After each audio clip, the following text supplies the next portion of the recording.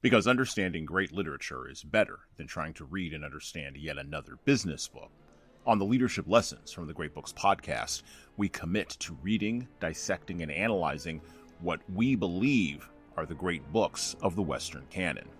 You know, those books, from those authored by Jane Austen to plays authored by Shakespeare, and everything else in between, that you might have fallen asleep trying to read in high school.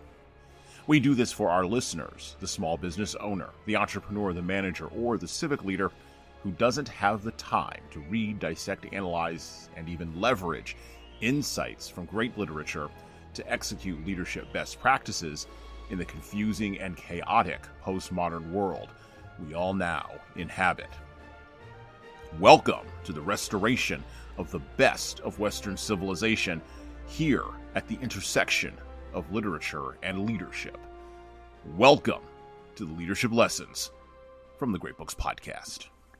Hello, my name is Jesan Sorrells, and this is the Leadership Lessons from the Great Books podcast, episode number 187. Picking up from our book today, we're going to open up with a series of vignettes that will sort of set the table for where we're about to go today.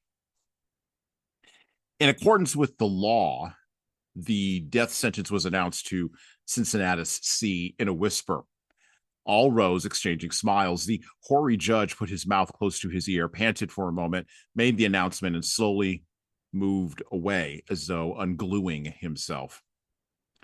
Thereupon, Cincinnatus was taken back to the fortress. The road wound around its rocky base and disappeared under the gate like a snake in a crevice. He was calm.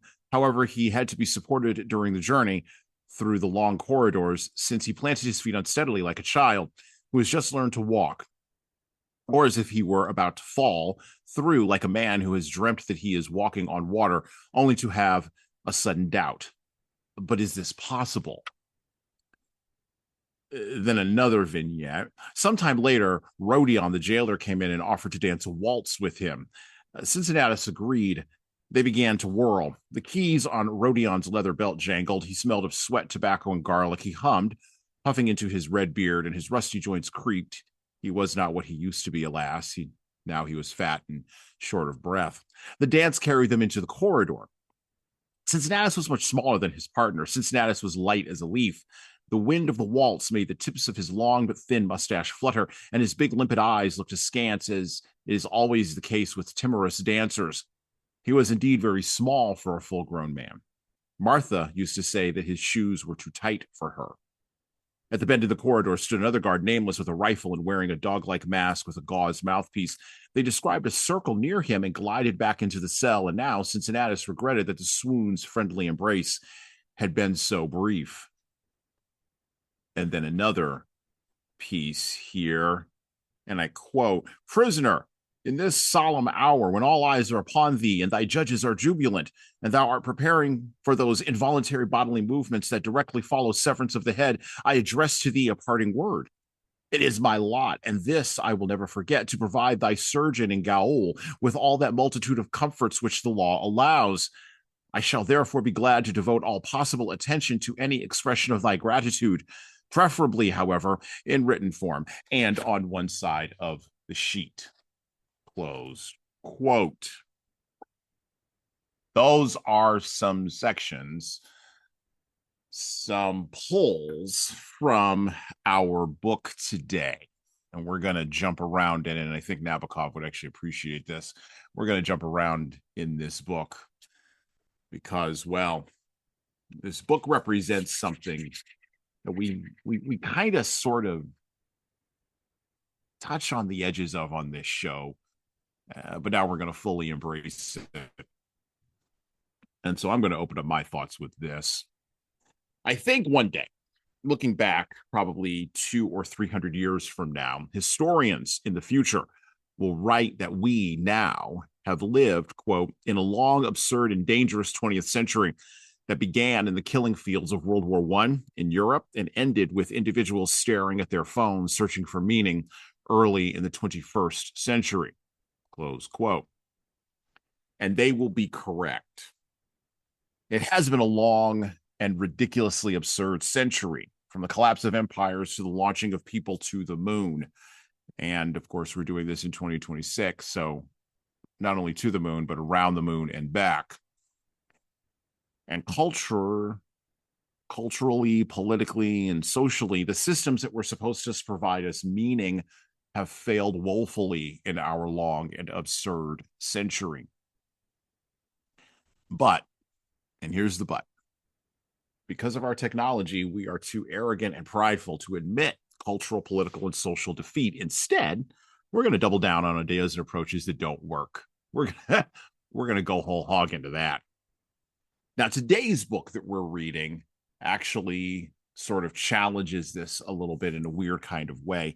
And I think it should be required reading for high school and college students, but mostly for high school students, right alongside Alice in Wonderland, Brave New World, and the book I think that is closest to it in parallel, 1984. It describes the triumph of totalizing absurdity in a world where little makes logical sense because it's not supposed to. And to recapture meaning and to commit the crime of Gnostical turpitude, we're going to have to reinsert meaning, first into ourselves and then deeply into our institutions and back into our systems. And I do think that will be part of the mission of the next 75 years of this century. So, with that being said, today on the show, we are going to cover a book whose fictional narrative, like I said, links to the book we covered in episode number 184, where we talked about G.K. Chesterton's The Man Who Was Thursday. You should go check that book out and listen to that episode. With ideas we talked about in episode number 183, where we talked about, once again, unreliable narrators like Harry Lime in The Third Man by Graham Greene. Today, we are going to glean what we can from a very perplexing book on its face and try to apply it to our real lived leadership lives in this book. And you should be able to catch the cover right there on the video. And there it is. Invitation to a Beheading by Vladimir Nabokov. Leaders, here's a caution for you.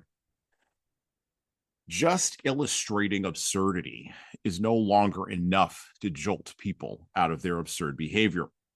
We need stronger medicine to match the disease of the era we are in now. And back for this episode today, from episode number 152, where we discussed the Orwellian state of affairs laid out so brilliantly by George Orwell in 1984, is our co-host today, Claire Chandler. How you doing, Claire? How's it going? I'm doing great. It's so great to be back here and chatting with you about some of the great literature of our history. So I've been looking forward to this for quite some time. So let's talk about Nabokov, because we've discussed this is the only time I'll mention it. We've discussed Lolita. Sorry, not sorry. right. And we're going to skip over that. You can go listen to that episode. I'd like to hear that discussion there. And we've discussed 1984. I'd like to kind of delve in a little bit to Nabokov here, kind of poke at him a little bit.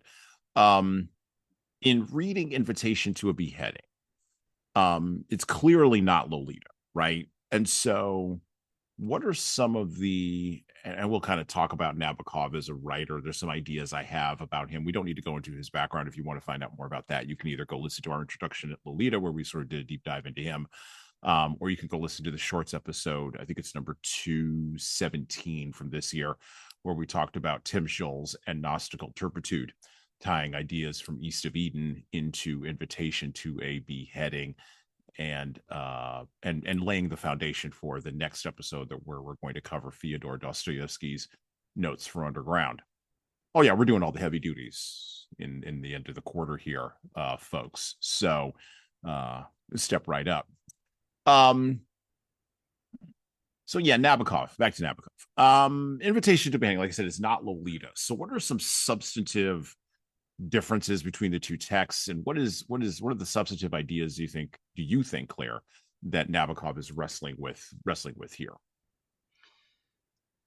Well, there's a lot, certainly, and I know you're going to get into a little bit of the background, the time in which he wrote this book and his other novels. There were a couple of themes that bubble up to the top for me. One of which, of course, is in this sort of theater of the absurd that he has built for us in this prison. Is it real? Is it imagined? Is really why he is there in the first place, Mm-hmm. right? This sort of made up crime of Gnostical turpitude, which I still don't quite grasp, nor are we expected to. But there's this wrestling between how do we maintain our own individuality while the world rewards conformity, right? Or maybe says you need to bring in your individual personality because otherwise you are boring, you're not entertaining, would Mm-hmm. say Monsieur Pierre. And yet, if he demonstrates too much of that individual personality, it veers off of this totalitarian idea of what is proper, right? Reminiscent to me a little bit of The Stranger, Mm-hmm. right? Camus' The Stranger, where he does not mourn. It was that book, right? Where he does not mourn the death of his mother the way that Yes. Yep. society would have expected him to. So there's a little bit of that, and then there's also, of course, the how do we truly discern between what is real and what is imagined? How much Mm-hmm. of the prison, the walls, the barriers, the stress, the strife are fact versus something that we just sort of conjure up in our own, out of the ether of our own anxiety and our own fear. So yeah, there's a lot going on in this relatively short book, unlike Dostoevsky, which you have ahead of you. But there's a lot there. There's a lot there for sure. There's also the idea, and I like how you sort of brought some of those themes together, some things that even I hadn't even picked up on in my reading of it, because I was so flummoxed is probably not close enough to the word. Every time I go into Nabokov, and I'm glad I'm going into him. On the one hand, I'm glad I'm going into him now when I'm in my late 40s, because I'm a little too old to be seduced by the Kurt Vonnegut like sort of, oh, isn't it cool that everybody's lying kind of thing that you get into when you're like in high school and a little bit into college, when it's like, oh, I discovered that everybody's lying in the world. Yeah, okay, great big whoop here. And I'm not saying like to be cynical or dismissive of it. I'm saying at the certain developmental stages in our lives, certain authors make more sense. There's a reason why we haven't covered Vonnegut on this show. I don't know that. Well, anyway, there's a reason why we haven't covered Vonnegut on this show. I think some people mature. I think you have to mature past certain authors, right? And that's fine. Certain authors exist at a certain period of time for certain groups of people, right? Nabokov, though, this is now my second interaction with him, and I got to admit, I looked at it and I'm like, I don't know what's going on in your brain pan. Like I see the total, to your point, I see the totalitarian thing here, right? And that is reflected in Nabokov's life. So when I went back and looked at his life, did a little bit more research on him. I mean, he was early to absurdism. He was early to like the absurd nature of totalitarian societies in 1938. Coming up in a Stalinist Russia where there were secret police and gulags, and everybody inside of the country knew it, but the information was not going out to the broader world population. And even if it was 1938, so we're knocking on the door of Hitler and we're knocking on the door of World War II. So all of that needed to be sort of negotiated in a geopolitical sense. And Nabokov often said in interviews about this book that he did not anticipate German fascism. And so for him, the book stood in not as an indictment of German fascism as a totalizing geopolitical force, but communism as a totalizing geopolitical force. But he would never say that out loud because, you know, you got to live, right? You can't have the secret police chasing you around Europe and Switzerland and America for like the next, like, for the rest of your life, right? But with that framing, with that thinking, I also got the sense from reading the book, this was one of the things I held on to solidly, and you could tell me if I'm right or wrong. He was obsessed with, at least in this book, the dichotomies between what communism or Marxism promised and then the reality that showed up. And I don't think he had a good handle on how to deal with all that. And I think this book was an attempt to get a handle on how to deal with that. Am I reading? You think I'm reading that correctly? I mean, I think that's absolutely valid. I do think that, you know, he, like a lot of the other authors of that time and other times in history where, you know, thoughts were regulated or speech was punished, you know, the great authors, this is their form of rebellion, right? This is their form of speaking out in a way that is somewhat, I don't want to say protected, but disguised, right? And it's so, I think he lived in a time where he didn't perhaps see German fascism, but he did see what was coming and the world was shifting in ways that he wasn't totally cool with. And so he thought, well, the more absurd I can make this story, the more outside the bounds of reality, the safer it is for me to be uber critical Mm-hmm. of the jailers and of the sentence and of the crime. Right, right. Well, and this book got passed around first as samizdat, right, which is um, the Russian term for the practice and actually the product of sending around mimeographed, basically mimeographed books that the state, if they got a hold of them, would kill you for having, right? And so samizdat was revolutionary papers. It was anything that was outside of Pravda, which was, of course, the Russian word for truth, right? The official organ of the Communist Party in the Soviet Union. And so samizdat got passed around between people, like literally. Talk about this with our episode on Solzhenitsyn, right? Where Gulag Archipelago got passed around as a mimeograph document that you had to pass from neighbor to neighbor by hand, and you only pass it to people that you trusted, and that was it. And if it got out of the neighbor's hand, everybody was going to be like, nope, not mine, you know, and back away. If I remember correctly, in my research into the book and how it came together, this was also passed around as part of that samizdat sort of underground publishing scheme that was going on in Russia. At least at first, that's how it was first published. And then when he escaped and got out of the Soviet Union and came to the West, he managed to go ahead and publish it, you know, sort of more openly and collect everything together and publish it more openly. And that idea of sort of subversively passing around ideas, it's not necessarily a theme that runs through the book. I don't sense that. You talked about Monsieur Pierre or Perret or Pierre, whatever his name is, the guy with the P. And I can't really get it. Okay, you got to explain that character to me. I could not get a handle on him. Like, what is his role there? Is he a prisoner, or is he just like a MacGuffin for like other things? Well, we're going to get into that with the whole second Cincinnatus, don't forget, because there's this Right. shadow one of him too. The Pierre guy, just for simplicity, let's just call him that. It took me a beat to understand what the heck he was too. Both within the story as the character, and then also, you know, from the writer's perspective, he was a vehicle for something, right? Because everything's a device. Right.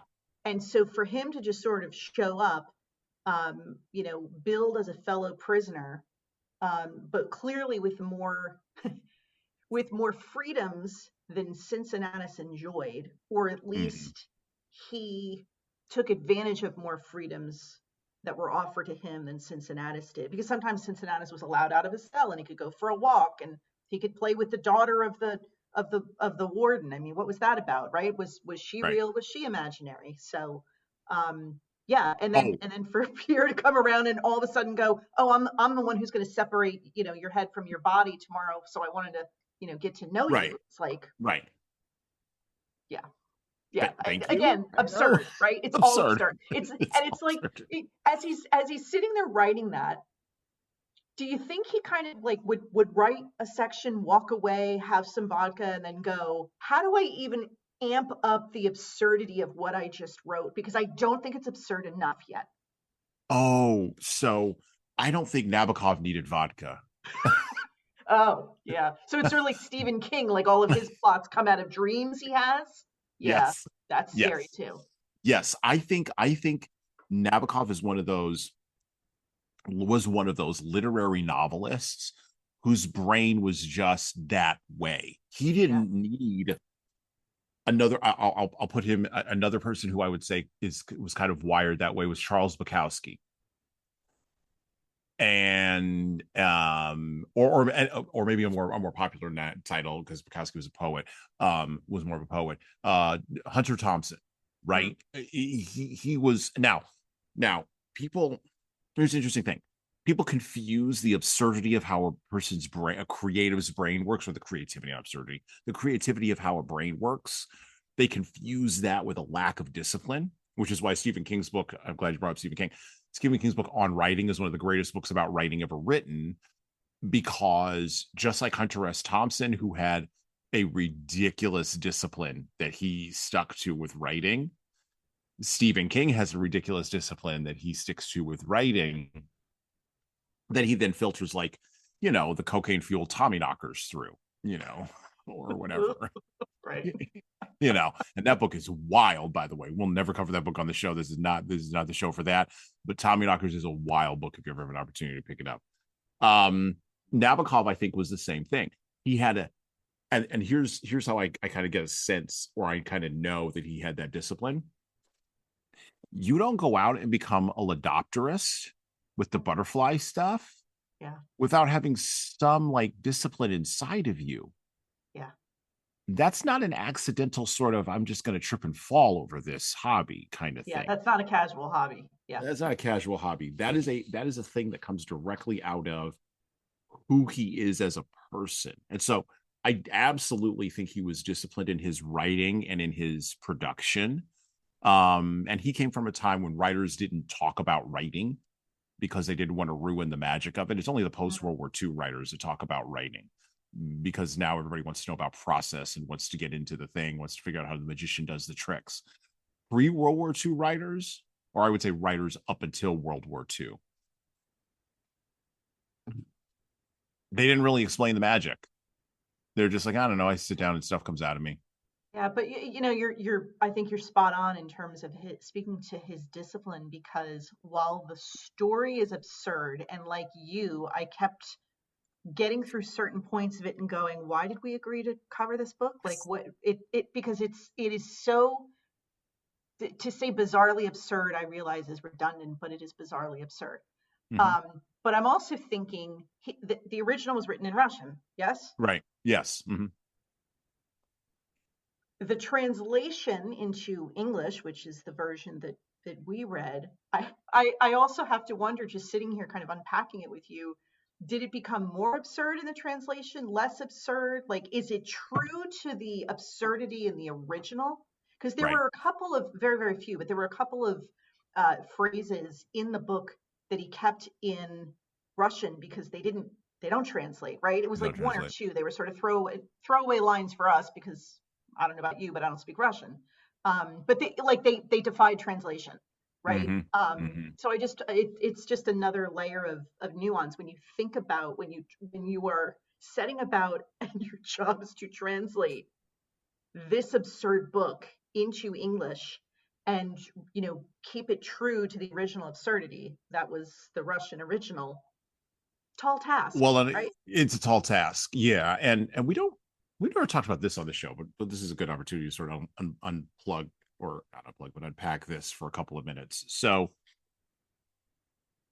we're going to read Dostoevsky, and Dostoevsky made his money before he before he started creating novels and writing novels. He made a ton of his money translating novels from Russian into various other languages, and so he sort of walked that divide.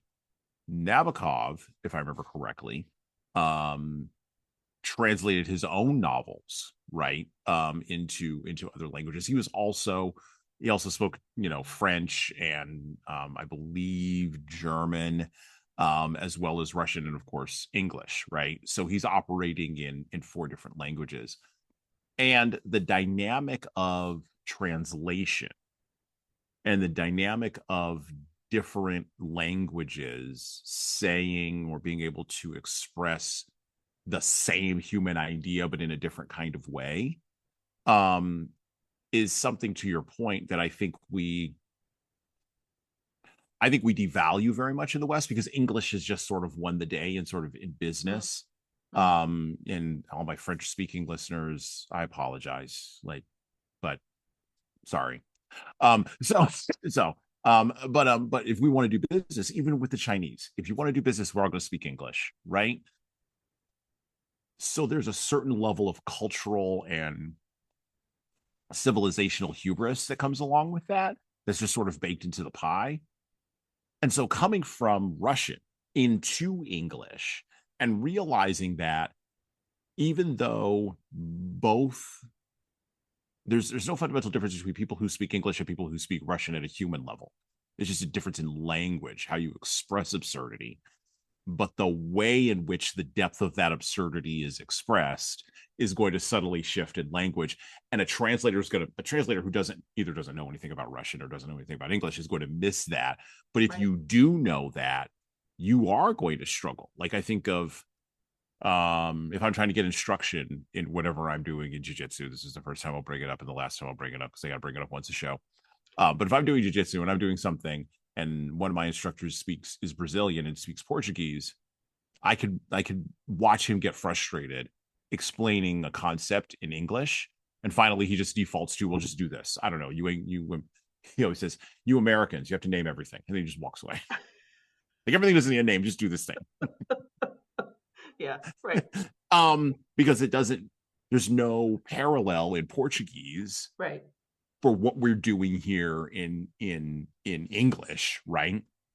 Even though the body is doing, there's no difference between a Brazilian body and an American body. There's no difference. Same. Come on, it's like we're Martians or whatever, but there's no way to sort of get that across, right? The depth of that. So I think it's the same thing with this book, and with the translation. One other thing, and I'm reading Les Miserables right now because we're going to cover that in June.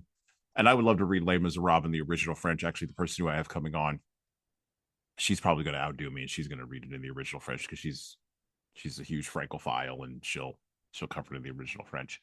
And I will be at a significant disadvantage, but that's fine. She will beat me on my own show. But one of the things that strikes me is, I wish I knew Russian, because I think I would get something more out of the book. I think it would probably make more sense if I read it in the original Russian. And then the little French pieces that are dropped into Invitation to a Beheading would actually make more sense as well. Because I'm reading this whole entire sentence in English, and then there's this little French piece here. And I don't know about you, but I don't go to Google Translate and then put the French piece in. I don't have time. I just got to read the book. Right. So I just sort of live with that, not knowing. I live with that little hole in the boat. And there was a lot of that here in this book. Right. And he did, and this will be the only time I reference Lolita, he did that a lot in that book as well. Where I took high school French, so I knew enough of the words to be dangerous, get the general sense. And then, like you, I just, moved on and just assumed it wasn't going to materially affect my understanding of the book. Right. Which is Lolita, so it really didn't. But it really didn't. Yeah. Right. Are you ready to elevate your leadership journey through exploring the wisdom of the ages? Subscribe to the Leadership Lessons from the Great Books podcast on all major podcast platforms, including Apple iTunes, Spotify, and YouTube Music. You can also find us everywhere else podcasts are available. If you find value in our episodes, please leave a 5-star review on Apple, Spotify, and of course, YouTube. We need those reviews to grow, and it is truly the easiest way to help other leaders and lovers of literature discover this show. And thank you for your support. There's another thing here that we'll go back to the book. Another idea here that I want to lay the foundation for and we'll talk about today. So does Nabokov believe that people can be decent? I'll frame it as a question.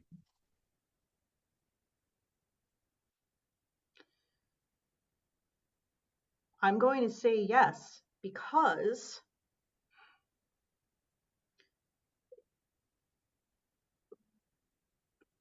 two bits of evidence that I would say to back that up. One is, despite the fact that he was imprisoned throughout the entire book, there was a common thread of frustration, but I didn't really pick up on a sense of hopelessness, right? There was frustration, less so about his quarters and more so about the people who kept visiting him and interrupting his solitary confinement, essentially, right? Mm-hmm. And then, of course, the ending, which I know we'll get to, and I don't necessarily want to spoil the ending for the audience, but the fact that the ending was, if not redemptive, at least not final. And so I do think, and then there's other threads like this Pierre guy who was like, by all accounts, he was the executioner, but he wanted to make sure that Cincinnatus had a good time right up until the final cutting, right? I mean, like, I wanted him to be well fed, and how could you complain about this meal? And we ate so well. And then, of course, later Pierre had some indigestion to deal with, but regardless, right? So I do think that would suggest that Nabokov is at heart, I wouldn't call him an optimist. I don't think we would call him that, but let's not go that far. That he generally believes that most people are inherently good. Okay. I'm going to pick up on something here. By the way, there's a bunch of other characters in here too. It's not just Cincinnatus and Pierre. It's also, there's Rodion, Rodion is the jailer. Right. I had a little bit of trouble following that bouncing ball that kept like sliding off of the glass. But Rodion is the jailer. And then you have the other character in here who also has an R name, right? Rodrigo, right? I'm pronouncing that correctly. Rodrig. Rodrig was the librarian, correct?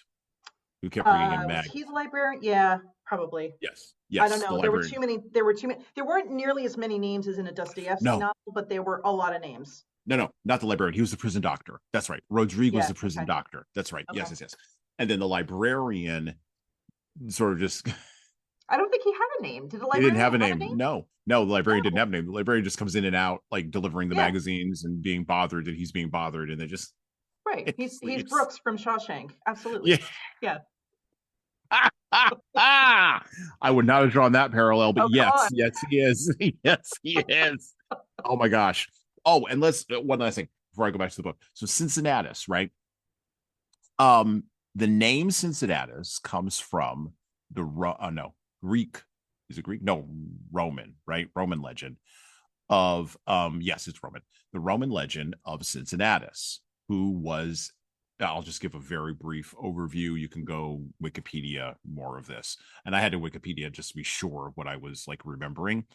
But Cincinnatus was a farmer in the Roman Republic who was invited in by the Senate, petitioned by the Senate, the Roman Senate, when Rome was still a republic, to basically take control of Rome and become a dictator, in order to defeat an invading army from the outside. I can't remember who it was. It might have been the Persians or one of those other invading armies. Anyway, so Cincinnatus comes in.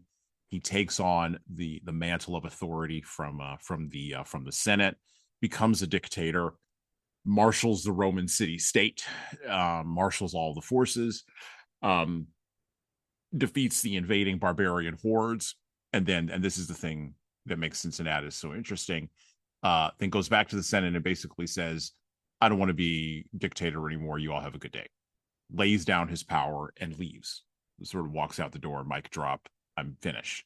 Goes back to his farm, and in the legend, if I remember correctly, and those of you who are listening will correct me if I don't remember it correctly, but dies behind his plow, not pursuing any power. And Cincinnatus is used as a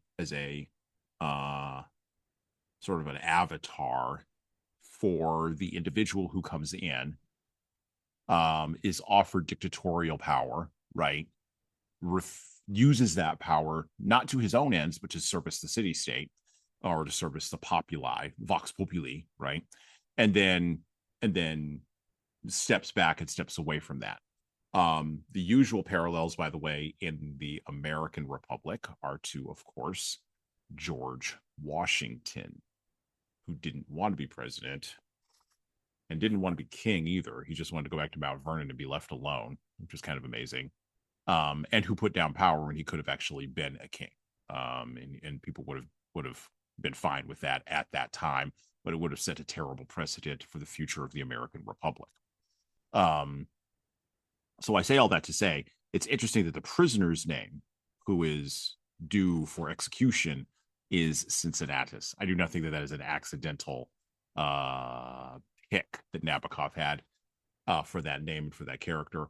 And I'm still not clear from reading the text why he picked it, like what the subtle like jab is he's making at the Russian communists there, because I think it is a jab at the communists, but I'm not quite sure where the jab goes in Russian, right? I just know it's there. Yeah, that's interesting, and you're gonna hate me for the commercial parallel, but it's sort of the alternative ending to Gladiator, right? Where he had ultimate Right. power and he Yeah. conquered the barbarian horde and wanted to just go back to his farm and turn the power over to the Senate, right? Would have been a completely different movie. Yeah, it's interesting. So you did more research on that than I did. I figured, okay, Cincinnatus, unusual name, did it for a reason, and then I just accepted it.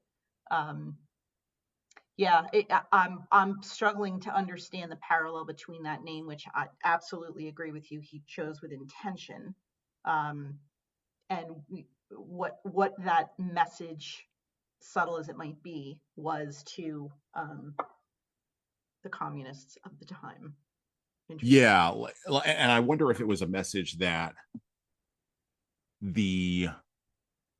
I wonder if it was a message about dictatorship and totalizing power.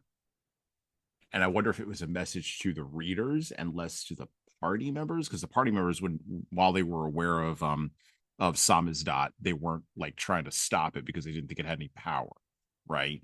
So it's like I think of the eye of Sauron in Lord of the Rings, right? The eye that searches for everything and misses the smallest thing, because of course. And it is a totalizing eye. It always is. Yeah. But it's interesting too, because your parallel about the lore of Cincinnatus. Would you characterize this Cincinnatus as a hero? Because that the Roman one clearly was.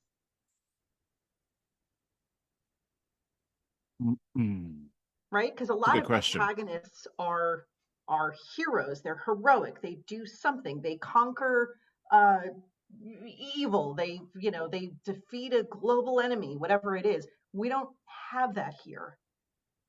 So that's a good question, and this is a little bit far afield from where we are today, but that's okay. So one of the things that I'm involved in a project in another area of my work life, where I'm working with a group of people to bring in a professional and ensconce a professional in an academic institution who has spent 25 years of his career working on and delivering on not delivering on, but delivering the ideas that are embedded in Jungian myth and Jungian myth and mythological structures to people who do not have a story structure in postmodern America. And that's vague enough to not be specific, and specific enough to get to the idea of where it is I want to go with this idea, right? And one of the things that this individual, this professional, points out, who we are working with on this project, is that everybody has a myth and everybody has a hero's journey. That's what Jung would say, but that not everybody knows what their myth is, which is true. And if they do know what their myth is, most people are not aware of where they are on their hero's journey. Now, I said all that to say this. I'm not quite sure Cincinnatus is on a hero's journey because in myths, depending upon which myth you read, while we can look at all of the journeys as hero's journeys, most characters in myths are on their own journeys that all intersect with the main hero's journey. So there's the journey that the women may be on in the myth were referenced. There's the journey that the gods are on in the myth. And then, of course, there's the journey that the villain is on in the myth. Now, the professional I'm working with would, if he were here, he would probably say they're all heroes' journeys, and just that's what Jung would say. Well, okay, perhaps. I think that those are distinctive journeys, and I think that Cincinnatus is not on a hero's journey, but he's on an absurdist journey, which mirrors the hero's journey, but it's a distorted funhouse mirror of that journey.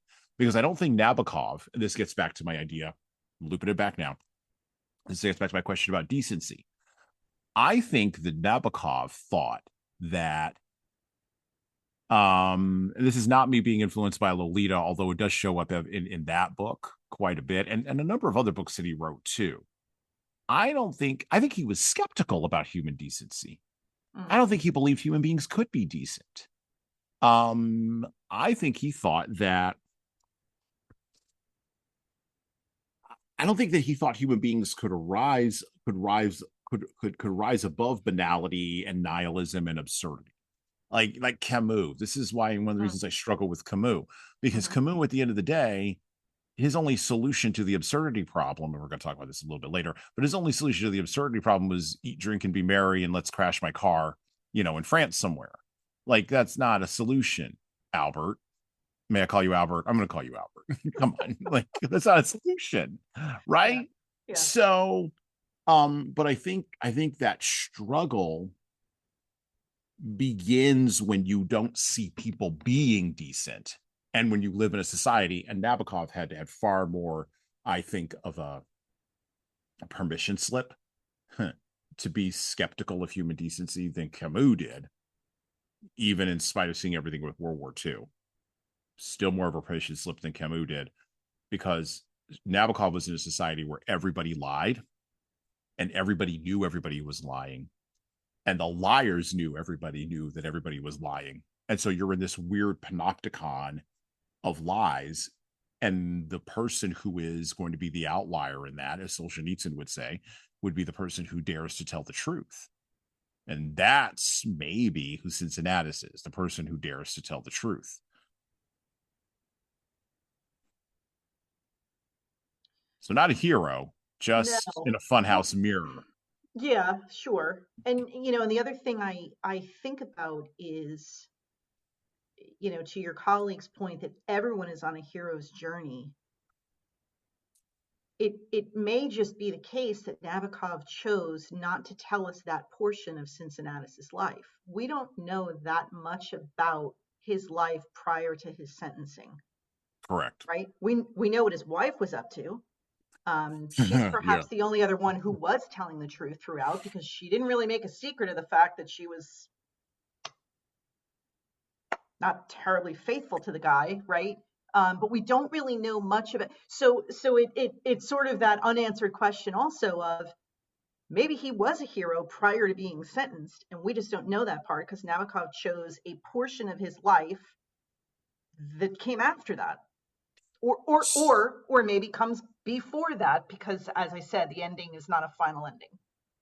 Well, and his mother shows up. I don't know if you remember this. I do. And I'm like, oh, so mom's going to show up and we're going to have a bit She of was a bit normalcy. dramatic. I mean, can And we just call her a drama queen? Like, yeah, it's I fine. mean, Yeah, yeah. Well, I mean, I've been thinking a lot about family lately, and and just kind of like going through some things in my own head, not about my own family, but just families in general. And it's amazing how people show up in families. mm, It's amazing, Um, and that in and of itself is an absurdity. Again, the idea that it's not just lies that impact the top of the state, but the lying goes all the way down to the substrate of even who the individual is. It poisons the well all the way down. And Nabokov was early, I think, in Invitation to a Beheading, to an idea that Solzhenitsyn fully developed out later on in Gulag Archipelago. Um, and these Russian writers were inside of a nightmare. Bulgakov is another one. Like they were just inside of a nightmare where, like in The Master and the Margarita, right? Where Mikhail Bulgakov, where the devil shows up, but no one recognizes him. wow. I haven't thought about that book. I did read it, but it was decades ago. Yeah, It's yeah, it's the Russian writers of the 20th century were dealing with a hell of a thing, yeah, and they didn't have a lot of good frameworks because the yeah, hero's journey, the hero, yeah, the myths got smashed, right? right. And the people got smashed, and so how do you rebuild in a time when all of that, and it's not just the spiritual infrastructure and not just the economic infrastructure, but the psychological infrastructure and the physical infrastructure is all just wrecked. Yeah. It's just wrecked by people who, by the way, believed, as Vladimir Ilyich Ulyanov Lenin did, that in order to build a better society, you got to break a few eggs. Yeah. Well, and just as I'm listening to you take me through that, I think back to to our poor protagonist, hero or non-hero, Cincinnatus, who nothing in the book is what it seems, Mm-hmm. right? Um, and you think about the tap tap tap and the digging going on at night, and he doesn't know what that is, and he doesn't know who it is, and out pops our buddy Pierre again, Mm-hmm. and he's dug a tunnel, or maybe it was always there, that has he had just gotten there, right? A matter of days ago, could be weeks, I don't know, because time is not terribly predictable in this book either. And he leads him back through the tunnel, through a series of dead ends and wrong turns, and finally into his cell, and they have a nice evening, and then he has to go find his way back out. And then he takes a wrong turn again, and he finds himself on the outside of the walls of the fortress. And then he meets up again with Emmy. What was the young girl? Emma? Yeah, Emmy. It was Emmy. Emmy. Yes. And he allows her to lead him right back into the dining room where his captors are enjoying their tea or their dinner. So Mm-hmm. there's this nothing is what it seems. And throughout the book, he continues to be led by false leaders, by Right. people who are trying to um, eh, not lead him astray, lead him back to the path that they want him to be on. Mm-hmm. Mm-hmm. I think that is an important idea right there, Claire, that you brought up. That idea of being led by false leaders.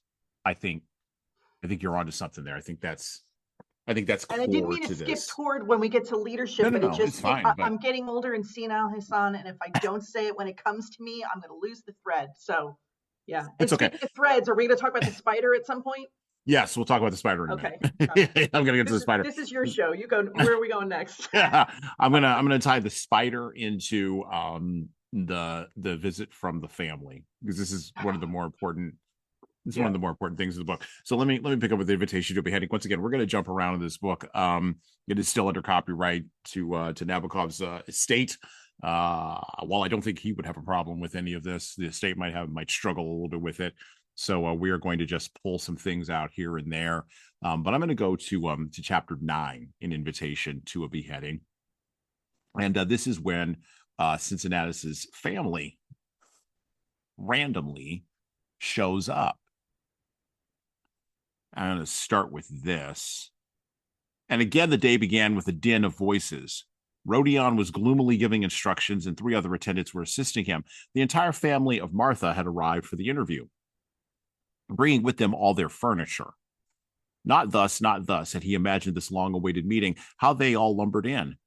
Martha's aged father with his huge bald head and bags under his eyes and the rubbery tap of his black cane. Martha's brothers, identical twins, except that one had a golden mustache and the other a pitch black one. Martha's maternal grandparents, so old that one could already see through them. Three vivacious female cousins who, however, were not admitted for some reason at the last minute. Martha's children, lame Diomedon and obese little Pauline.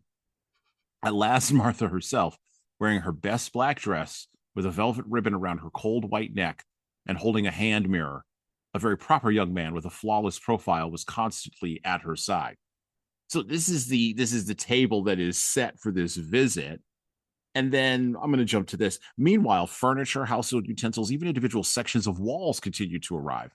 There came a mirrored wardrobe, bringing with it its own private reflection, namely a corner of the connubial bedroom with a strip of sunlight across the floor, a dropped glove, and an open door in the distance. A cheerless little tricycle with orthopedic attachments was rolled in. It was followed by the inlaid table, which had supported a flat garnet flacon and a hairpin for the last 10 years. Martha sat down on her black couch embroidered with roses. Then a conversation just pops up, because why not? And the father-in-law is striking the floor with his cane and yelling, well, not yelling, but berating Cincinnatus for some reason, calling him, quote unquote, an insolent fellow. I am entitled to expect from you, if only today when you stand at death's door, a little respect. How you managed to get yourself on the block. I want an explanation from you. How could you? How you dared? And then, of course, it keeps going on with the father-in-law. Martha is talking to a young man in a low voice who apparently is her lover, much to Cincinnatus's dismay. And then, because I have animals at my house, this little detail popped up to me, which I thought was interesting. And I quote, a black cat stretched, straining back one hind paw, rubbing itself against Cincinnatus's leg, then was suddenly on the sideboard, and from there noiselessly leaped onto the shoulder of the lawyer, who, having just tiptoed in, was sitting in a corner on a plush hassock. He had a bad cold and, over a handkerchief held ready for use, was inspecting the assembled company and the various household items that made the cell look like the site of an auction. The cat startled him, and he threw it off with a convulsive movement. Cincinnatus has a conversation with his brother-in-law, his father-in-law, and then Cincinnatus stood up. Rodion and another employee, looking at each other in the eye, grasped the couch on which Martha was reclining, grunted, picked it up, and carried it toward the door. Goodbye, goodbye, Martha called childishly, swaying in time with the step of the porters, but suddenly she closed her eyes and covered her face. Her escort walked solicitously behind, carrying the black shawl he had picked up from the floor, a bouquet, his uniform cap, and a solitary glove. There was commotion all around. Their father, breathing asthmatically, was overcoming the multi-segmented screen. The lawyer was offering everyone a vast sheet of wrapping paper obtained from him by some unknown source. He was seen unsuccessfully attempting to wrap it in a bowl containing a pale orange little fish in clouded water. Amid the commotion, the ample wardrobe with its private reflection stood like a pregnant woman, carefully holding and turning aside its glass belly so that no one would brush against it. It was tilted backward and in a reeling hug carried away. And then I'm going to skip down. Emmy unwillingly followed Rodion as he dragged her. Her eyes kept rolling back, her shoulder strap slipped off, and now, with a swinging motion as though he were emptying a water bucket, he splashed her out into the corridor. Yes, pausing. Yes, I said he splashed her out into the corridor. Back to the book. Then, still muttering, he, meaning Rodion, returned with a dustpan to pick up the corpse of the cat that lay flat under a chair. The door slammed with a crash. It was now hard to believe that in this cell, only a moment ago, that held me up for 2 days. That entire chapter. Pardon my use of the French, I did not know what the hell to make of any of that. It was like one long protracted fever dream where it just got absurder and absurder, that's probably not the right word, to the point of stupidity. And I think that was definitely a point where I was reading through it and going, how much longer can this go on? Is there a way to get out of this interview with you? Because if I have to continue this story, I may grow to resent you. But it's like, these are the things that stretch us and help us to grow. So, and eventually it ended. Yeah, I was upset about the cat. I did not like the treatment of the cat. The cat was the only one who acted like himself. The cat was the only one that knew what the hell was going on. I mean, he was just like, I have legal representation here. The wife brings a date to an interview with her condemned husband. Right. Again, being the most transparent about her infidelity. So Oh, she was yeah. like the only one there, even though she came in with an elegant hand mirror and she's dressed to the nines. She was the only one who was completely open about who she was. Right. Yeah, she was the only person actually being truthful out of that entire sequence. The father-in-law, the grandparents, the cousin, the brother-in-law, even Rodion, the prison guard, right? Like coming in and out and moving things around. It kind of reminded me a little bit of for some reason not last week, but the week before, I was goofing off at work, which, occasionally I do goof off at work. I am human after all. So I was goofing off at work. And I was playing Yakety Sax. That's what it was. The theme song from Benny Hill. And and this put me. Yeah. And when you put that as the soundtrack to all the wow. That's it. That's it. It's literally the end of Benny Hill. You remember that? I mean, you remember. Yes, he's running around with like the scantily. And I didn't like the Benny Hill show either for this very reason. Because that was absurd. The scantily clad ladies all chasing him around. What is happening? Yeah, that's in my head now. That song is in my head. And the whole intro and outro. Wow. Yeah. Well, we did reference Yakety Sax a couple weeks ago with The Man Who Was Thursday. We did, me and against twice. So I guess I'll drop in that reference here too. I'll run the soundtrack again. That's gonna be like your new thing. Just like drop a little. You gotta have a sound button in your studio. Oh my gosh. Yeah, of all the absurdity throughout this book, that was the most consolidated, intense burst of absurdity, other than the final dinner. Yes, right? Other than the final dinner. Yeah. But this was probably the most absurd collection of absurdities in the entire book. Well, and what does it say when, like, even the family is rendered absurd by the actions of the state? Even the relationships between the family are warped, right? So the father-in-law isn't saying anything that makes even any remote sense about anything.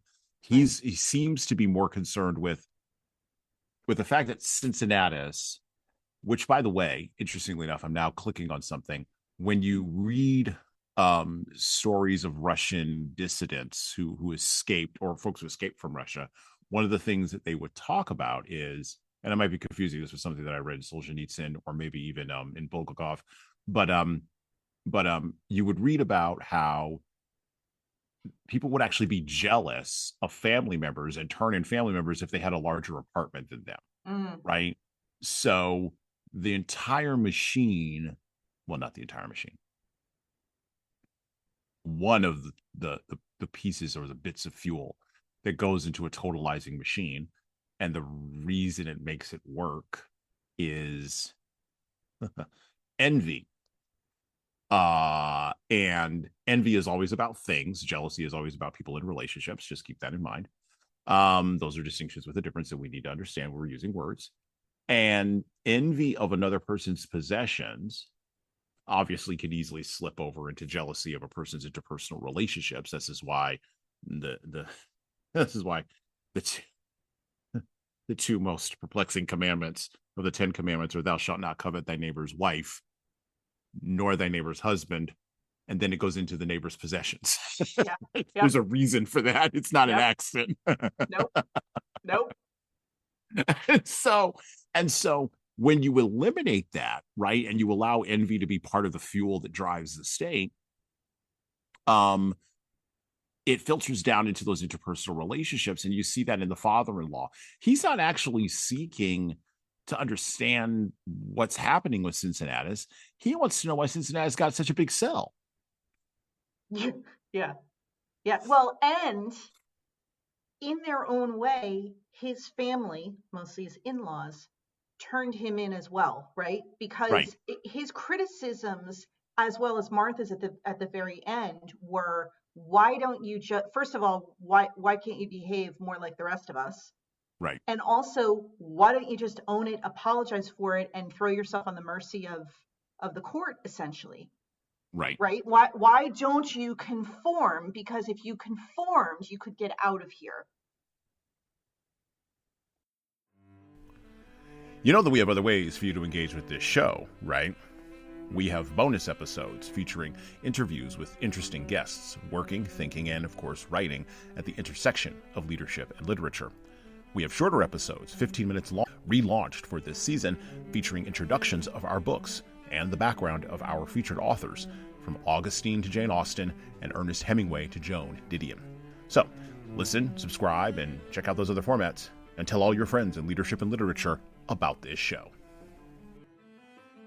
Yeah, but I could just not conform and have a bigger cell. So I think I'll hang out for a little bit, which is by the way, since that's his response to this, I'll just sort of, I'll just look at the very thorough cleaning job they did for him when he was expecting, the interviewer to come in. Well, and maybe that's, and I'm about to switch an idea here. So we just talked about hero's journey, and I was like, well, maybe I said, I took the position that, maybe he doesn't have a hero's journey. No, I think the hero's journey is the journey towards, I'm now thinking the hero's journey is the journey towards the beheading. That's, spoiler alert, it's in the title. But like, don't want to ruin the end for you, folks. But you've had many decades to read this, people. So if we're spoiling the ending for you, really, it's your fault. Yeah. It's been around for a while. It's you can go get it. It's not new. But maybe that is the journey. The journey is the journey, the hero's journey through, to your point, the battle against conformity. I had not seen it that way, and I think you're right, because he could at any time, according to various visitors, have gotten on board with just conforming, agreeing, being agreeable, being hospitable, and he chose to stay individual and be himself, even knowing that was going to secure his beheading at the end. Well, and he's a better hero. He's more heroic than what's his name in 1984. The guy who basically gets brainwashed and tossed back into the mix at the end of 1984. I can't remember the character, the guy's name, either, right? But because he ultimately did relent and just give in. Just relented and just gave in. Or I think of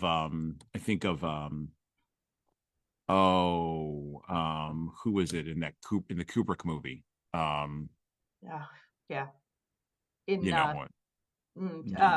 Clockwork Orange, you're talking about? Clockwork Orange, yes, Anthony Burgess, yes. Okay, so Clockwork Orange, right? The character in Clockwork Orange, that he's forcibly submitted, right, to the state, right, in order to change him forcibly and brainwash him forcibly into being a good citizen. Cincinnatus doesn't. He's like, no, you know what? He takes the opposite tact. He says, no, you know what? I'm not a hero. I don't want to be a hero. Don't look to me for anything heroic. I'm just going to walk this out logically, because walking it out logically is more truthful than the lie of conformity. And again, to my point earlier, the person who has the most power in a state where everyone lies from top to bottom is the person who tells the truth, even if the truth means being killed by the state, which, by the way, is a very, sorry, kids, I'm going to hit you with this. Sorry, folks, going to hit you with this. But like, that's a very Christian martyr way of looking at things. That philosophy doesn't just come from nowhere. That philosophy just doesn't come from nowhere. Yeah. So,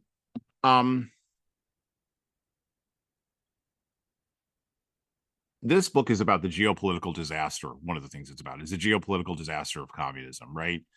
and just a massive like way. How do you deal with that disaster, right? And you had Aldous Huxley and George Orwell who were trying to deal with it from the West, and then of course you have Nabokov in this book. I've already mentioned Solzhenitsyn and Orwell, but also Milan Kundera, who wrote Unbearable Lightness of Being, and tattled on everybody and then ran away to France, told on all of his enemies.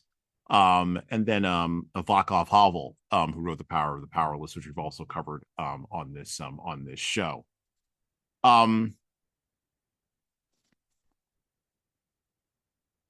Let's turn the corner to our more contemporary times. I do want to talk about the spider web in a minute here, but in our contemporary times, and I did open up this episode by saying that historians in the future, I do think, are going to look at 200 or 300 years from now, after we're all long dead and gone. They are going to look back at the 20th century, and they're going to, I think they're going to say, what was wrong with those people? Like, what the actual hell was going on with those people's brains? Because everything that we've accomplished technologically, or even at a leadership level, I wrote a blog post about this today. We've taken material reductionist thinking to its logical conclusion. Everything can be reduced to atoms or to how physics works. Everything can be reduced to biochemical this and biochemical that. The interaction that you and I are having is mediated by technology. We're not even in the same state, much less in the same time zone. And yet we can do this quote unquote magic together.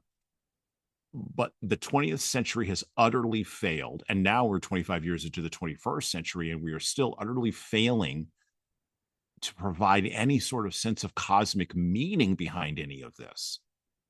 Now, I do think we'll get out of the meaning crisis. I do think we are going to find meaning. And that's part of the reason why I do this show, is because part of this show is a search for meaning, to go into the books that have been written and pull out what we can and provide meaning for leaders and provide meaning for people. Because I do think the biggest crisis of our time is a meaning crisis.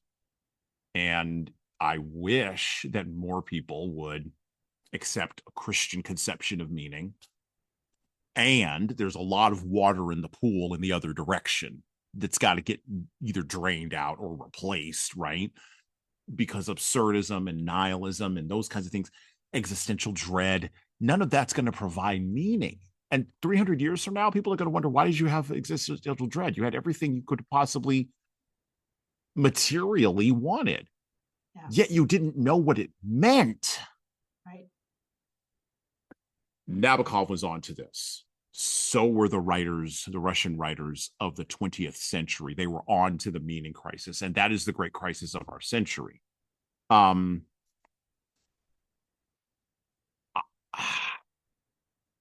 almighty. We're now in a space where we have unserious people. Like in 2026, we have unserious people running things. And I'm not just talking at the political level, and I'm not just talking about politics and political decisions. I'm talking about people who are fundamentally lack seriousness in their roles. So, for instance, I'll use an example. We have members of school boards who are so worried about Facebook posts threatening their lives that they hire private security to walk around their local communities. I'm going to draw a parallel. In my local community where I live, we're one of the local communities in the country that is where there are fights going on right now about data centers. Where do data centers go in for AI? Do they go in? Do they not go in? What does that mean for water, energy consumption, things like this, right? And because we've outsourced our emotional absurdity to Facebook and other social media platforms, the mayor of my town, who's an 80-year-old former entrepreneur who didn't have to do the job of being mayor at all, he could have just stayed retired, is lambasted left and right as if he's, pardon my use of the term, as if he's Donald Trump. And he's not. The other day, I was walking down on the street, going to get lunch or whatever. I happened to see him, and I had a nice 10-minute long conversation with him. And guess what? It wasn't absurd. It wasn't nihilistic. It wasn't existential. Although he did ask me a question about how do we actually get people to not be so afraid of change. He's 80 and he's asking me this question. And so we're exploring ideas while we're sitting there. That's local politics. Yeah. That's localized all the way down to something that's meaningful. Yeah. But what we've done with our technology is we've ramped up the absurdity and the unseriousness, and we still don't know what it means. What does it mean to have a school board person who takes something on social media from some random person they've never met in their community so seriously that they think they're going to, or even worse, we have people who pretend to be serious and put on the language of seriousness, but their behavior, their actual lived behavior, is just as absurd as anything an invitation to a beheading. And we could all name names and we could all give examples, not just nationally, but also locally, also in our civic life, in our social life, in our government. This is the challenge right now, the early 21st century, is how do we walk the line between, because we're past absurdity now, we're into unseriousness, just people who are fundamentally unserious, right, about fixing problems or about proposing solutions. This is the question in leadership in all spheres eventually descends into absurdity on a long enough timeline. How do we walk the tightrope as leaders between absurdity and seriousness? Because we're in a seriousness crisis too, along with the meaning crisis. Yeah. But yeah, how do we do that? You know, one of the things that I try to, if not remember, at least convince myself of, is we are not the only generation and we are not the only point in the quote unquote evolution, which implies forward progress, but it doesn't always happen. And we're talking about it now. I think one of the reasons that you pull forward into our modern times these great books of decades and centuries ago is for this very moment, this question you just asked. Because as absurd as the times we are living in now, and you just painted the picture of the absurdity, this is not the first iteration of that in human history, right? Right. It feels like that because we are by definition self-centered. And so we think, well, surely even totalitarianism, communism, Marxism, right, Nazi Germany. Surely they had to be serious people there. Well, not only that, but you know, they had it easy compared to, have you seen the knuckleheads running the world? That has always been true. But this is the reality we live in now. And I have to say that out loud because I have to believe that just like they got through that, not unscathed, we have to get through this. We have to somehow welcome back the people that are done drinking the Kool-Aid of the truth that they are told is truth, and they go, well, that's easier than me finding that out or thinking for myself or having serious conversations or having serious thoughts. I think one of the things that makes it so difficult to be a leader right now, and a true leader, not someone who goes around and says that they're a leader because they've been granted power they probably did not earn, but a true leader is they have to somehow, which gets to the heart of your question, help navigate the people trying to follow them, the business they're trying to run, and themselves toward a clearer, sharper, brighter, achievable horizon somehow.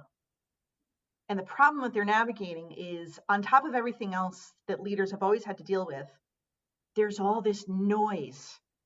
There's all of this bombardment of 24/7 news cycle, news in air quotes, social media.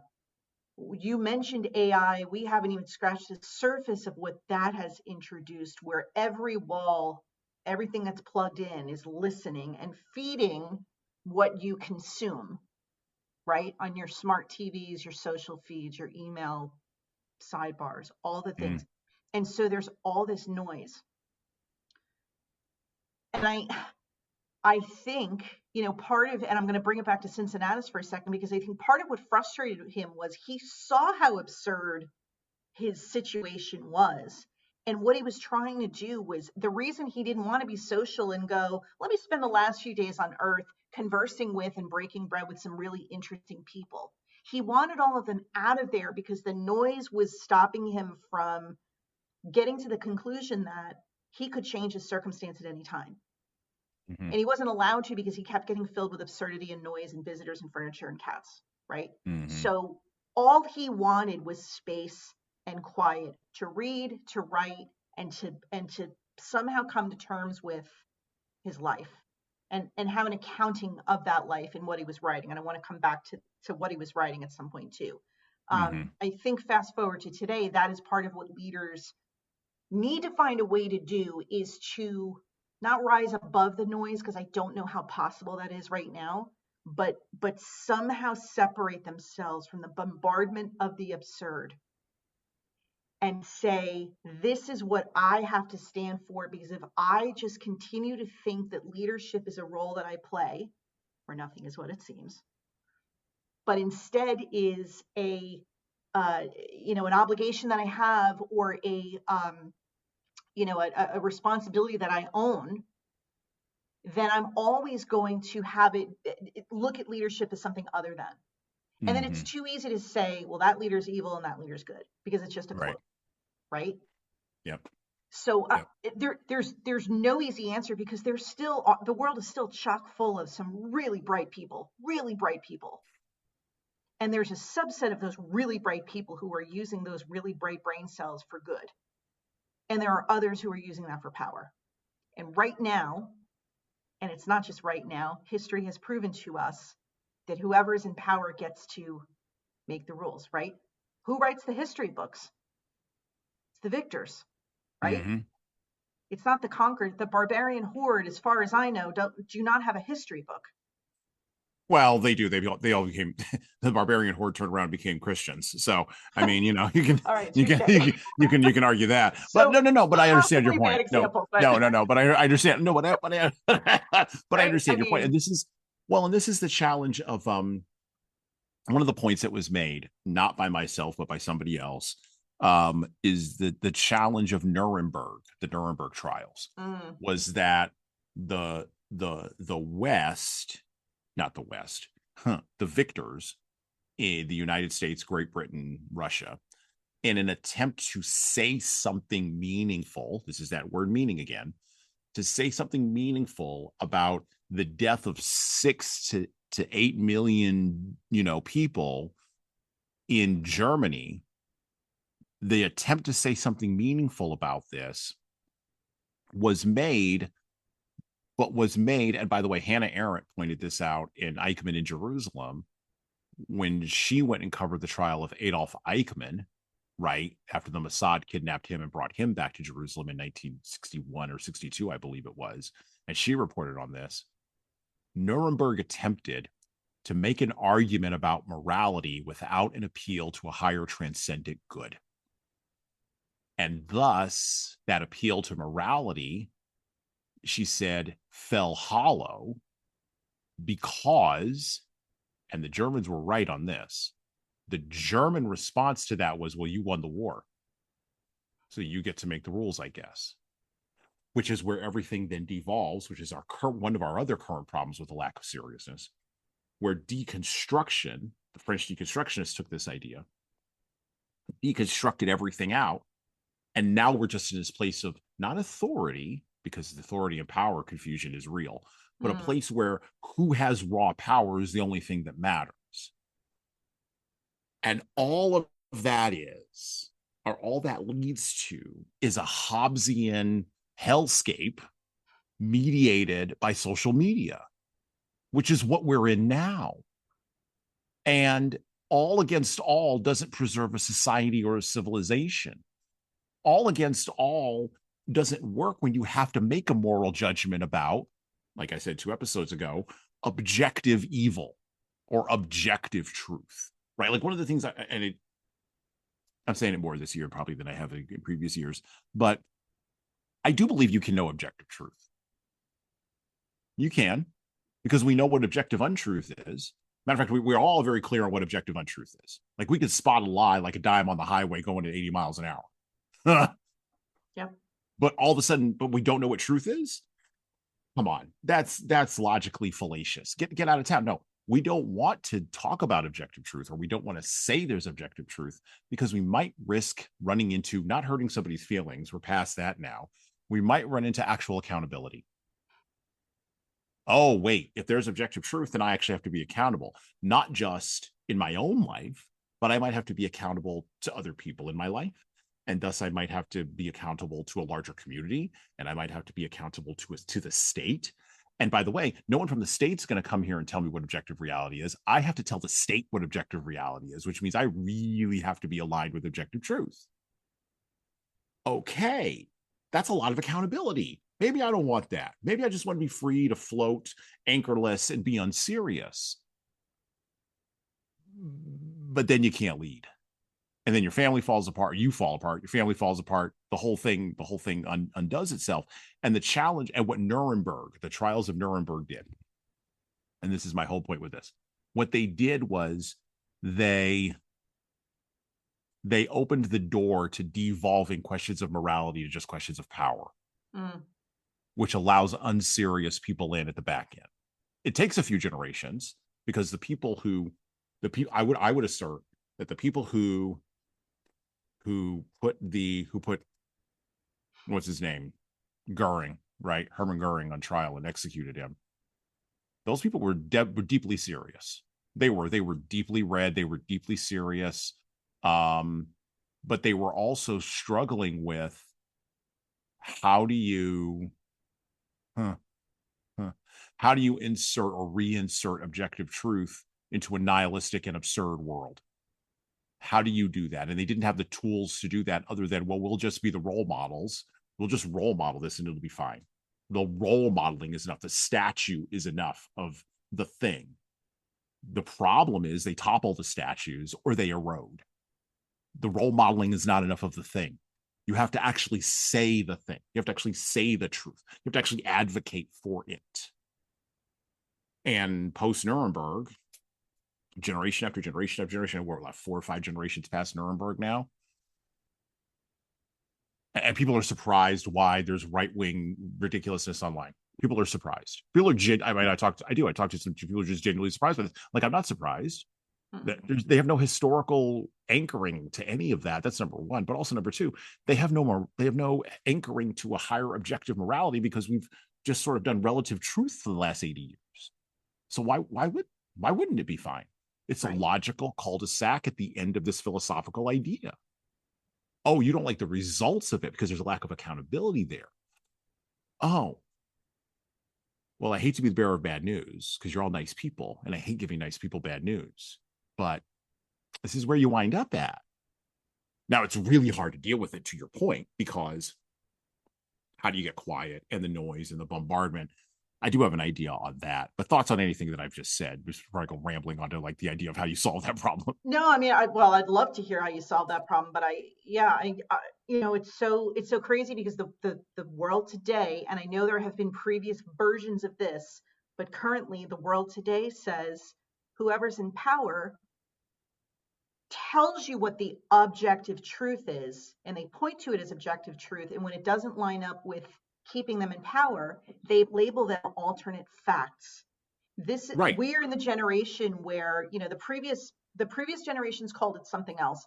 Our generation now refers to this as alternate facts, and we no longer, I don't know about you, but I find it next to impossible to watch the news. The only news that I will watch is the local news, where really the big stories are, there was not a cat in a tree, but the equivalent of, right, where it is as unbiased as you could possibly be in the moment that we're in. But beyond that, we pin our beliefs. We believe what we do because either we do watch the news, or we just can't get away from social media, and we believe what the algorithm tells us to believe. And the algorithm is designed to continue to feed what your micro expressions light up about the first time you see them, right? That's where we are right now. But these alternate facts and AI and everything else, those were created by human beings. who had an intention perhaps for, it originally for efficiency and productivity, and, this is evolution. We want to be more productive by automating, the things that we used to do.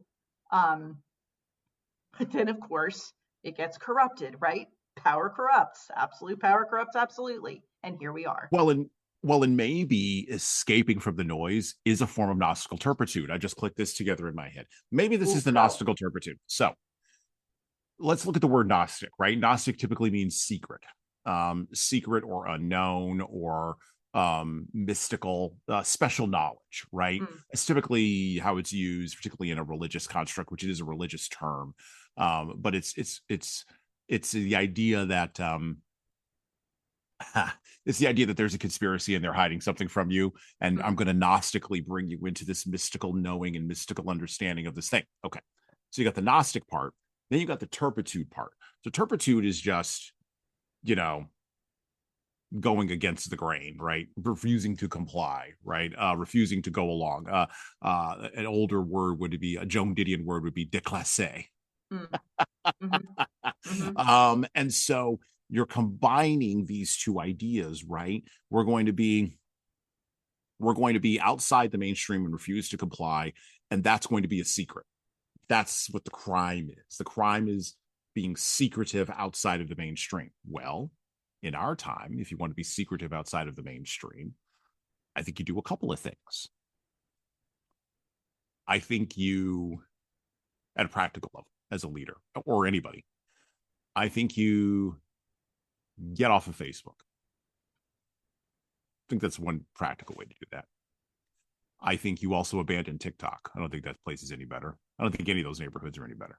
Never been on TikTok. Yeah, proud to say, but Facebook, I've never. Yes. Yeah. I've never been to that neighborhood. I'm too old to go over there. There's certain neighborhoods I'm too old to go to. I have no business over there. I'm too much of a grown man. So, you abandon Twitter, right? Maybe cut your Pinterest consumption. The other way you engage in Gnostical turpitude in our time is you touch grass, as the kids say these days. So you leave your phone at home and you go outside and you talk to real people. Some of them you're going to have to wrest from their phones because they don't really have enough discipline or willpower to kind of get away from the algorithm. But eventually you walk along far enough down the street, you'll find people out walking their dogs. I see them in my neighborhood. You'll find people mowing their lawns. I see them in my neighborhood. The AI still can't mow the lawn and walk the dog. They actually tried an experiment with a dog walking humanoid robot, and the dog screwed up the robot with the AI. Somebody was telling me about this. This is the most amazing story ever. The dog screwed up the humanoid robot by chasing a squirrel. Wow. Took the robot. There is a robot lawnmower now, though. There is? Okay. Oh yeah. Well, I still I think of. It's like a Roomba, but it plots the. I've seen it. So did you ever watch the movie The Big Lebowski? I don't know that I've ever seen it all the way through. I'm familiar with it, but I don't think I saw it all the way through. So remember when Lebowski is at Jackie Treehorn's house? Okay, so Jackie Treehorn is the adult film producer in the movie. And and Lebowski is at Jackie Treehorn's house, and Jackie Treehorn is trying to paint him a vision of the future of adult entertainment in America. And he says, it's going to be all digital, dude. It's going to be amazing. And Lebowski says, and I quote, oh, that sounds cool, dude, but I still, manually. And this is what I always think of when you tell me about humanoid robots mowing lawns. I still mow my lawn manually, man. Yeah. So you go right on ahead. It can all be digital. Right. It can all be algorithmic out there with the AI, the whatever. I'm still going to do it manually. I'm old school. Guy. I'm old school. I still have records in my house, Right. Had to be very delicate with that. Sometimes we got kids listening to this show. Sometimes my kid listens to this show. Got to be very delicate with that. But this is how you defeat the noise. This is how you engage in Gnostical turpitude in our time. You go talk to people. You do the things that need to be done. You put your phone down. You exit the panopticon of social media. I'll do you one better. Go buy yourself some chickens. Seriously, go buy yourself some chickens. Put them in your little yard in the front. That'll, your HOA, number one, it'll drive your HOA crazy. Number two, they'll produce eggs. And number three, you'll get all of the challenges you could possibly need with chickens in your front yard that will distract you from literally everything else. And don't get them a Wi-Fi feeder. It doesn't work. Trust me, I've tried. None of that works. And the chickens don't care. They will beat the Wi-Fi because they don't, they're engaged in Gnostical turpitude. This is how you escape. This is how you engage in the secret act of not complying. Order my latest book, 12 Rules for Leaders, The Foundation of Intentional Leadership, with Bradley Madigan. This book offers insights, ideas, and presents a framework for addressing the most pressing challenges in the postmodern leadership landscape we are navigating today. Pick up the paperback, hardcover, or ebook everywhere you buy books, and leave a review on Amazon. And thanks. I think more people are onto this than ever before. And I think the reason we don't know more about it is because it's not being broadcast. It's not showing up online. It is quietly happening.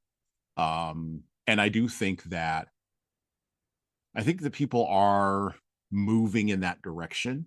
And I do think that the future serious leaders that we are going to have over the next 25 years are going to come out of that milieu. Now, with that being said, I also think on the opposite end, because there's also flattening that's going on with AI, there are the people who can't pull themselves out of the spin or out of the decline. There are people who are half in, half out and can't make a decision, and their families are half in, half out. And all of our future leaders come from families, because family is the first organizational culture. And you're going to have a lot of confused people who were raised half in, half out, or you're going to have a lot of people who are flattened, who were raised all in. I think that's going to be, those are going to be your three groups for the next 25 years. Those who engaged in Gnostical turpitude, those who were half in, half out, and those who were all in on the matrix. Yeah. I agree. I think that's true. I do think that is the thread that pulls this book into the present, is how do we make sense of the nonsensical? And the answer is you don't. The answer is you have to remind yourself that you have your own choices and you can make them. And that sort of, again, not to spoil the end of the book, but when he finally realizes that he can choose to do something other than lay down and wait for the axe, everything changes. So, I think the entire story, he is not spending time trying to rationalize the absurdity going on around him. He's just trying to tune it out. He's trying to just stay within himself. And so, and through that comes the solution, right? It's not, I finally figured out what Pierre is, or, how to make friends with Rodion. Or, I'm going to take that spider home and make him a pet. One of them did. I think he put him in his pocket, but regardless, he doesn't break through because he makes sense of the absurd. He breaks through because he finally recognizes the absurd for what it is. And he says, I'm done pretending it's real. I'm going to pull something from the book because there's something here, and then we're going to round the corner and close because we've talked for a while about this. Go get this book and read it. It's Nabokov. It's going to be challenging. Go get this book. Okay. We're going to pull from chapter 2 here. Okay. The morning papers brought to him with a cup of tepid chocolate by Rodion, the local sheet, Good Morning Folks, and the more serious daily Voice of the Public, teamed as always with color photographs. In the first one, he found the facade of his house, the children looking out from the balcony, his father-in-law looking out of the kitchen window, a photographer looking out of Martha's window. In the second one, there was the familiar view from this window looking out in the garden, showing the apple tree, the open gate, and the figure of the photographer shooting the facade. In addition, he found 2 snapshots of himself depicting him in his meek youth. By the way, this whole setup, I thought, oh my God, this is social media. Oh my God, this is what he's setting up. this So true. it's, oh my God. He's Nostradamus all of a sudden. Oh my gosh, this is it. Cincinnatus was the son of an unknown transient and spent his childhood in a large institution between the Strop River. Only in his 20s did he casually meet twittering tiny, still so young-looking Cecilia C., who had conceived him one night in the ponds when she was still in her teens. That's his mother. From his earliest years, Cincinnatus, by some strange and happy chance comprehending his danger, carefully managed to conceal a certain peculiarity.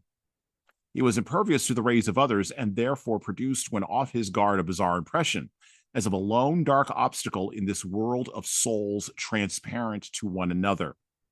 He learned, however, to feign translucence, employing a complex system of optical illusions, as it were, but he had only to forget himself, to allow a momentary lapse in self-control, pause, right there in that sentence. I think of the Pink Floyd album, Momentary Lapse of Reason. Anyway, back to the book. In the manipulation of cunningly illuminated facets and angles at which he turned his soul. And immediately there was alarm. In the midst of the excitement of a game, his co-evals would suddenly forsake him, as if they had sensed that his lucid gaze and the azure of his temples were but a crafty deception, and that actually Cincinnatus was opaque. Sometimes in the midst of a sudden silence, the teacher, in chagrined perplexity, would gather up all the reserves of skin around his eyes, gaze at him for a long while, and finally say, "What's wrong with you, Cincinnatus?" Then Cincinnatus would take a hold of himself, and clutching his own self to his breast, would remove that self to a safe place. In the course of time, the safe places became ever fewer. The solicitous sunshine of public concern penetrated everywhere, and the peephole of the door was placed in such a way that in the whole cell there was not a single point that the observer on the other side of the door could not pierce with his gaze. Therefore, Cincinnatus did not crumple the motley newspapers, did not hurl them as his double did. The double, the gangrel that accompanies each of us, you and me and him over there, doing what we would like to do at the very moment but cannot. Cincinnatus very calmly laid the papers aside and finished his chocolate. The brown skim that had mantled the chocolate became shriveled scum on his lips. Then Cincinnatus put on the black dressing gown, which was too long for him, the black slippers with pom-poms, and the black skull cap, and began walking about the cell as he had done every morning since that first day of his confinement. That's how you survive the social media panopticon if you're looking for a practical way to survive the social media panopticon. If you can't get rid of Facebook, because maybe you use it for your business, or you use it for marketing, or maybe you use it for thought leadership, or maybe you use it for whatever, and you're trapped in there and you see the absurdity of it, you need to withdraw into yourself and become opaque. I also think some people have figured that out.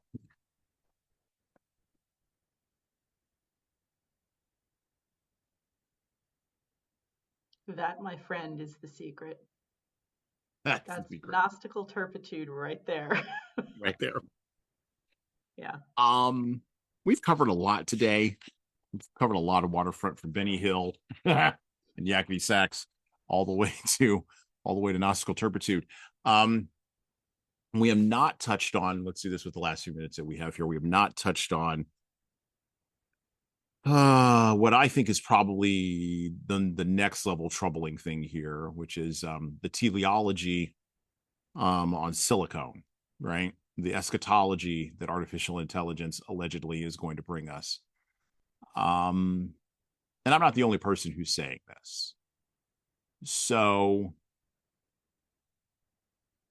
as a person who is a Christian and who follows Christian principles, at one level, I am concerned about the development of idolatry in our pockets, but idolatry is a sin as old as time. It goes back to when, infants were being put on the statues of Baal and were sacrificed, right? Like that. I'm not. Idolatry is a very old sin. Old wine and new wineskins, such as it were, right? What is troubling to me, though, at a deeper level, and I see it with the AI tools, and I've used many of them in some of the work that I've done with clients, and not in my personal life, but in my professional life. I'm keeping a nice veil between those two, or curtain, actually. what what troubles me is people will look for life's purpose in the temple in their pocket. And I haven't really brought this up yet on the show, but I think Nabokov would appreciate this in all kinds of ways. By the way, so would Aldous Huxley. He would be horrified, actually, because we finally got to Brave New World, and he was like, "Oh my God, I thought it would take a long time, or you would like pull yourself back from the edge," but apparently not. And so the eschatology of intelligence on silicone won't be absurd, and that will be absurd in and of itself. It will be ruthlessly logical. It's already ruthlessly logical, and it's because it's just following patterns and matching them all the way out to a logical end, right? And it doesn't know to get off a certain path unless you tell it to get off a certain path. But if you don't even know how to question the path, you're not going to tell it to go off of a different path, and so it's just going to keep going. Right. And I'm going to read this here. Intelligence on silicone doesn't understand absurdity because while it contains the language of emotion and can elicit emotions from the humans around it that they experience, it has no emotional life itself to recognize absurdity as any more meaningful than a predictive data point. And when it is asked to find the meaning, it begins invariably to hallucinate patterns that do not exist.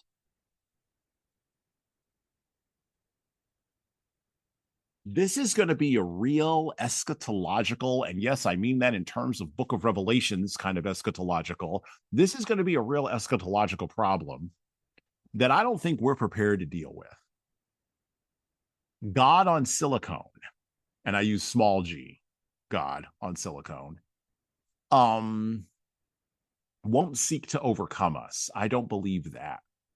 But I do believe it will seek to make our lives better, to serve us, just as we seek to serve a God or any other transcendent thing that we put out there above ourselves. And we will, of course, be above it, and it will seek to serve us.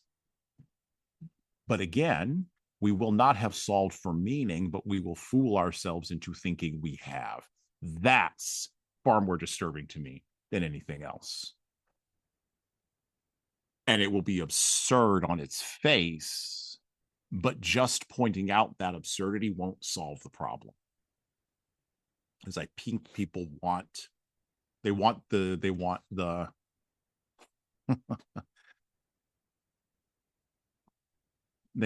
they want the safety and security in their amygdalas of not having to think about meaning. And I don't know how to solve that problem, but I see it coming. I have no solutions for that. No. And it doesn't get more absurd than over-indexing on the intelligence part of that word and intentionally forgetting that it's artificial. Right? When we think about all that, coming back to this, we are all bombarded 24/7 by noise unless we willfully, intentionally, and of our own free will turn it off, tune it out, put it down, or stand up before the axe falls in the back of our neck, right? That after a while, it becomes, to your point about Cincinnatus is more of a hero than the protagonist in 1984 and in other books. It becomes the path of less resistance, less effort, and less judgment to just lay down and take the axe, right? To get the lobotomy, to be, to join the institutionalization and call it community, right? And I don't have the solution for that either, but I do think that's why we're so deeply in the muck of where we are right now, because the noise became too much, and it is exhausting. And otherwise good-hearted, good-natured, intelligent people are saying, I just can't anymore. And so I'm just going to accept that this is our world, this is my reality, and I can do nothing to change that. And like Cincinnatus, we accept the walls that are confining us until we decide, no, you know what? I'm not going to anymore. I find it interesting, and I had forgotten that until you reread the first passage you shared during our discussion today. When he was first sentenced, Cincinnatus needed to be helped as he walked. And when he was going up to the gallows, to the platform, to the stage, because this, after all, was a performance and a ceremony, right? Where everyone in town was invited and children were frolicking. Creepy. But has happened in history. He was adamant, in a more emphatic way than he had been throughout this entire story, that he would walk himself. Yeah. And maybe to your earlier point, that truly does make him a hero, because he took accountability for a crime he had not committed. And he took accountability for accepting the execution of his sentence, no pun intended, right? Because it was the logical end of his confinement. Until then, he chose a different path, of course. But I just find it interesting, because when I look at the arc of the story, he originally accepted the sentence, needed to be helped to sort of move forward, and by the end he said, no, I'm going to do it myself. Yeah. I think of some movie I saw years ago, or might have been Old Yeller, I don't know. Why would I have somebody else kill a dog that I raised myself? Why would I? Like, I'm going to do this myself, Yeah. Or it's you've got to, what is the last thing you own? Here's a deeply philosophical question. What is the last thing you own? What is the final thing you own? And nobody higher up the transcendental ladder than Jesus said, don't fear the person who can kill the body. Fear what can kill the soul. That, and cast it into hell, right? Or bring it up to heaven. That's who you should be fearing. Right. The body, though, and this is the problem that Christians have had with the body for the last 2,000 years. This is part of wrapped up into it. But the body, this physical life, this thing, yes, it's something, it has meaning, but it's not all of meaning. That's a deception. It's not all of meaning. And this is something that we have forgotten. And again, Nabokov grew up in an environment where the Orthodox Russian Church wasn't quite completely destroyed and dead. And yes, he may have been atheistic or agnostic in his later life. But he had all those threads running through him, the same way John Steinbeck at East of Eden had all those, Old Testament biblical threads running through him because of how he was raised. It was all in the water for Nabokov, right? And so there is a sense of, not saying that Cincinnatus is standing in for Jesus here, but I am saying that idea that I could put my body down. I'm not going to pick it back up, but I can put it down. I'm free to do that. And it will be my will that does that, because it's the last thing that I own, and the state doesn't get that. That's not what the state gets. The question, I think, for our times is, well, where are our lines? What do we own? We're promised that we will own nothing and love it. That's just the phraseology of a totalizing demagogue. So I think we have to be very, very clear. I also think we have to escape. We got to escape. We got to figure out where can we go? What are the places where, much like Cincinnatus in Invitation to a Beheading, where are the places where we can read magazines in the cell and just be left alone? if we're going to live in the cell, right? If we're going to live in this thing. I do think, unlike Russia, we do still have, while there may be social pressure to stay inside the cell, at this point, there is not sufficient state pressure to stay inside the cell. There's not. People think there is, but there's not. Not like there was in Russia. Right. Not even close. So you still don't have the state coming for you. Anyway, final thoughts, Claire, on Invitation to a Beheading. And thank you, by the way, for coming on the show today. This was an excellent conversation. It was absolutely my honor. I appreciate that you asked me back again.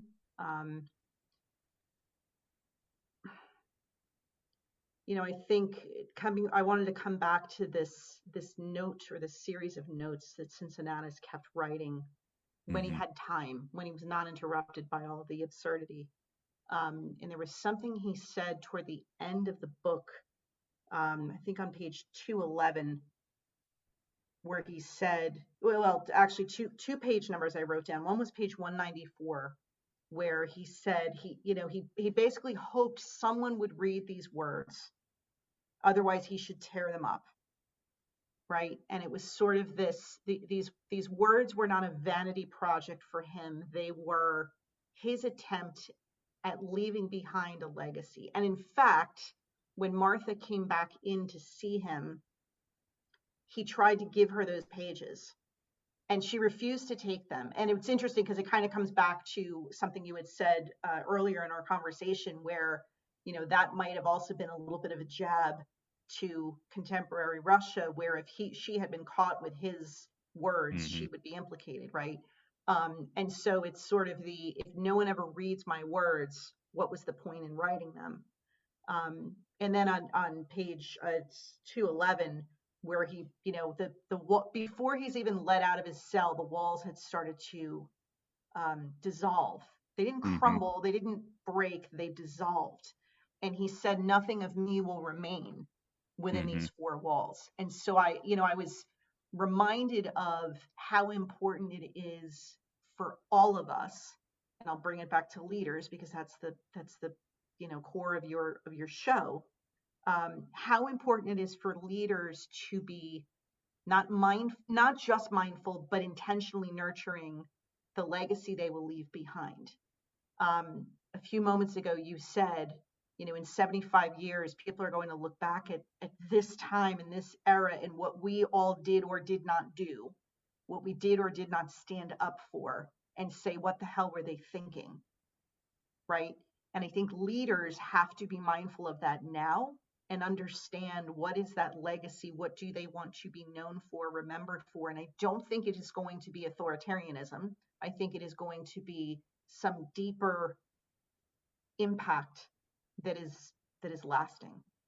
So that's that thought. And then I'm going to ask you one final question, because as you were sort of sharing your final notes on this book, a question popped into my head that I can't answer, and I'd love to know if you can.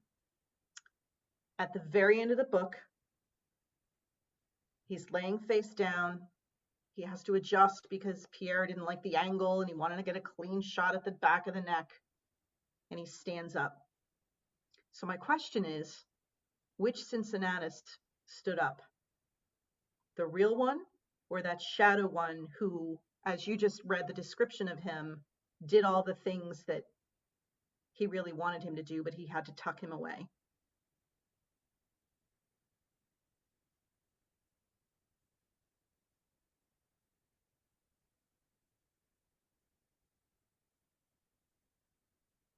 I think, number one, that's a great question. Number two, I think I don't know. I think I don't know. I think I would have to, I think I'd probably have to read the book again. Yeah, I don't know. I don't know. I don't know. I don't have a firm conviction.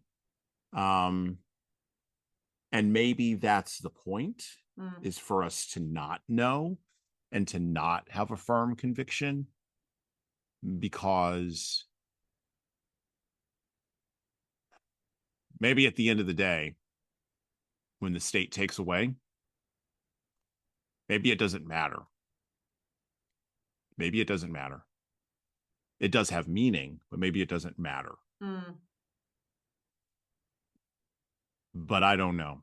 That's me groping towards an idea that I don't have a full or even a partial grasp of. That question did not occur to me as I read that scene.